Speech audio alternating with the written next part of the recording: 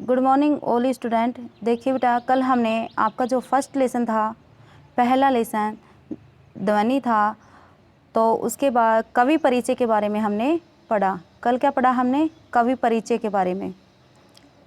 ठीक है, तो इनकी जो कवि हैं वो कौन है? निराला जी। कौन है? निराला जी। जन्म कब हुआ? 11/2/1896 में हुआ। और जो मृत्यु है वो कब हुई? 15 अक्टूबर 1961 में। 1961 में जो मृत्यु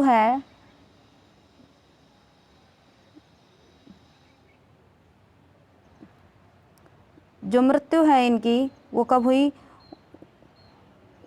1961 में हुई, 15 अक्टूबर। याद रखना आपको, ठीक है। अब आज हम इस कविता के बारे में पढ़ेंगे। आपका रिवीजन चल रहा है, यह आपको भी पता है।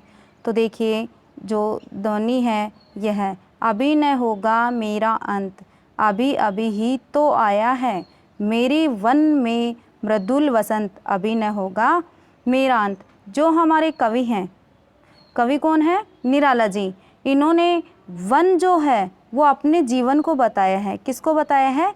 जीवन को बताया है। जो वन है उन्होंने अपने जीवन को बताया है और कहा है कि अभी न होगा मेरा अंत।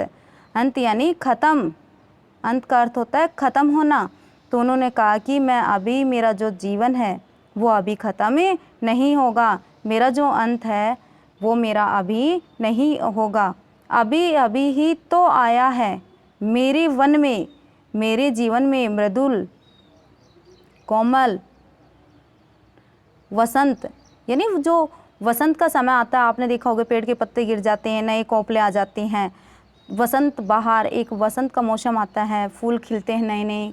तो वो कहा है कि मेरा जो जीवन है, वन किसको मानना है? अपने जीवन को मानना है। और कहा है कि मेरे जीवन अभी ख़त्म होने वाला नहीं है, क्योंकि मेरा जो जीवन है इसमें जो कोमलता है वो तो अभी आई है। इसमें जो बसंत है, बसंत की जो बहार है वो तो अभी आई है। अभी न होगा मेरा अंत, अभी न होगा मेरा अंत।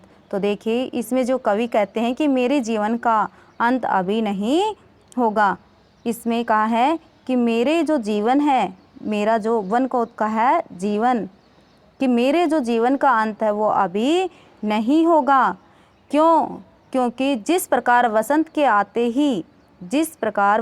आते ही हमारी जो प्रकृति है वो सुंदर दिखाई देने लग जाती है, सुंदर दिखाई देने लग जाती है। और चारों ओर कैसा हो जाता है? उल्लास का वातावरण, खुशी का माहौल हो जाता है। उल्लास का क्या हो जाता है? वातावरण। कब हो जाता है? जब वसंत आती है। तो मेरे जीवन में, वन में, यानी वन का मतलब उन्होंने कहा है जीवन, यानी मेरे जीवन में भी वसंत का आगमन हुआ है। मेरे जीवन में भी अभी वसंत आया है। और मेरे अंदर क्या हुआ है? मेरे अंदर क्या आ गई? नई ऊर्जा, नया प्रेम,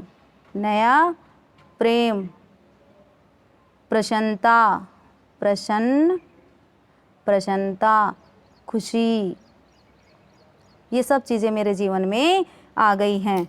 आपको समझ में आया? इसलिए मेरा अंत नहीं होगा। चलो मैं एक बार दोबारा बता देती हूँ आपको। देखिए, अभी न होगा मेरा अंत। जो हमारे कवि हैं सूर्यकांत त्रिपाठी निराला जी, इन्होंने कहा है कि मेरे जो जीवन का अंत है वो अभी नहीं होगा, क्योंकि मेरे जीवन में बसंत अभी अभी आया है, बसंत का आगमन अभी अभी हुआ है। तो मेरे मन के अंदर बहुत नया खुशी का माहौल है। मैं खुश हूँ। मेरे अंदर आशा और प्रसन्नता ने जन्म लिया है। नई भावनाओं का संचार हो रहा है, नया ज्ञान मिला है मुझे। मृदुल यानी कोमल, मधुर, मीठा, वसंत, इसलिए मेरा अंत अभी नहीं होगा। मृदुल का अर्थ कोमल है, वसंत यानी जो चारों तरफ का वातावरण हरियाली से छा जाता है, पेड़ों पे नई कोपलें आ जाती हैं, नए फूल खिल जाते हैं, तो इसके बारे में कहा है। आगे देखिए, अगला जो पॉइंट है वो देखिए, आगे कहा है इन्होंने कि हरे हरे ये पात, क्या कहा है, हरे हरे ये पात।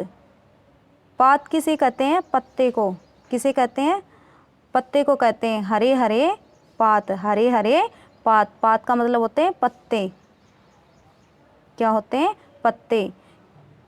कि जिस प्रकार से वसंत में क्या हो जाते हैं, चारों तरफ हरियाली छा जाती है, उसी प्रकार से मेरे मन में भी खुशी छा रही है। डालियाँ, कलियाँ, कोमल, गात। गात का मतलब होता है शरीर, गात का मतलब क्या होता है, शरीर। कोमल, कलियाँ, कलियाँ आप जानते हो ना, पंखुड़ियाँ जो निकलती हैं, डालियाँ कच्ची, तो उनके लिए कहा है कि हरे हरे ये पात, डालियाँ, कलियाँ, कोमल, गात। कवि, इसमें जो कवि हैं वो कहते हैं कि हरे हरे ये पात हैं, जो चारों तरफ हरियाली छाई हुई है, जो हरे हरे पत्ते आए हुए हैं, मैं इसी पेड़ों पर जिस प्रकार से हरे हरे पत्ते आते हैं, उसी प्रकार से मेरे शरीर में एक नई ऊर्जा का संचार हुआ है, नए नए जो भाव हैं वो उत्पन्न हुए हैं। मैं ही अपना स्वपन मृदुल कर, स्वपन यानी सपना होता है, मृदुल यानी मीठा होता है, फेरूंगा निद्रित कलियों पर हाथ। निद्रित यानी आलस्य, निद्रित का मतलब होता है आलस्य।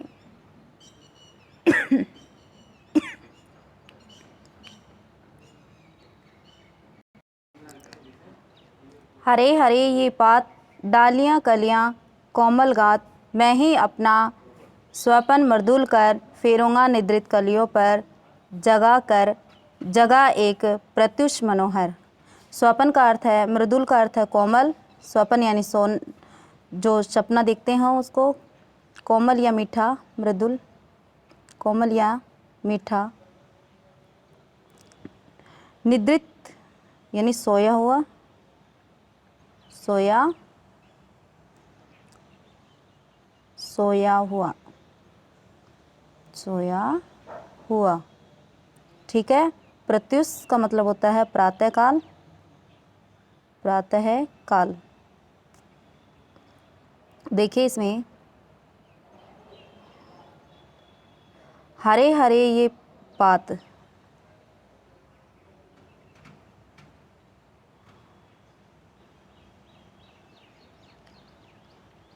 हरे हरे, हरे हरे ये पात, जो वसंत के आने से चारों ओर क्या हो जाती है, हरियाली छा जाती है।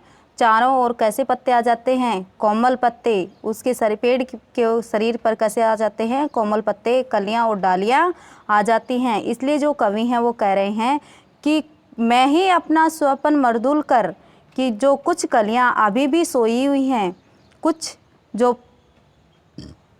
पेड़ों पर जो कलियां हैं वो अभी खिली नहीं हैं, सोई हुई हैं, उनको मैं अपनी निद्रित सोई हुई कलियां हैं, उनको मैं अपने कोमल हाथों से जगाऊंगा, कोमल हाथ फेर कर उनको जगाऊंगा। अर्थात कवि आजकल के जो नवयुवक हैं उनके बारे में बात कर रहे हैं, और उन्होंने कहा है कि जो नवयुवक अभी भी आलस्य से भरपूर हैं, अपने कार्य में नहीं लगे हैं, उनको मैं अपने कोमल हाथों से उनको जगाऊंगा, हाथ फेर कर। जिस प्रकार से उन्होंने कहा कि मैं कोमल कलियां जो सोई हुई हैं, आलस्य से भरपूर हैं, उनको मैं हाथ फेर कर जगाऊंगा। जगा एक प्रत्युष मनोहर, और उनके जो अंधकार है, रात का जो अंधकार था, यानी वो जो रात अभी तक उनको लग रहा है कि रात है, उस अंधकार को मैं मिटाऊंगा। प्रत्युष यानी सुबह है का समय, तो उस अंधकार को मैं मिटा दूंगा। चलिए देखिए एक बार मैं दोबारा बता देती हूँ आपको। देखिए इसमें हरे हरे, हरे हरे ये पात, ये हरे हरे जो पत्ते हैं, हरे हरे जो पत्ते हैं, चारों ओर जो डालियों जो पेड़ हैं, इन पर हरे हरे जो पत्ते हैं, वो कलियां खिली हुई हैं, डालियां हैं वो खिल रही हैं। कुछ कलियां हैं जो क्या कर रही हैं, नींद में सोई हुई हैं, आलस्य से भरपूर हैं, सोई हुई हैं, उनको मैं अपने कोमल हाथों से उनको जगाऊंगा। कोमल हाथों से उनको जगाऊंगा, क्योंकि जो आलस्य है वो हमें आगे अपने लक्ष्य की ओर नहीं बढ़ने देता है। तो आलस्य को छोड़कर हमें आगे बढ़ता रहना चाहिए और अपने कार्य को करते रहना चाहिए। और जो ज्ञान रूपी प्रकाश है उसको भर दूंगा, यानी सुबह उनको जगाकर मैं उनको ज्ञान का जो प्रकाश है वो दूंगा, ज्ञान का प्रकाश फैला दूंगा। तो कवि ने कहा है कि जो नवयुवक हैं अभी तक जो सोए पड़े हैं उनको मैं जगाने का प्रयास करूंगा, कोमल ही स्पर्श से, अपनी भावनाओं से, अपने प्रेम से उन सभी को जगाऊंगा। ठीक है, आज आपने 2 जो पैराग्राफ थे वो पढ़े तो आपको समझ में आ गया होगा। आज के लिए इतना ही, कल हम आगे पढ़ेंगे।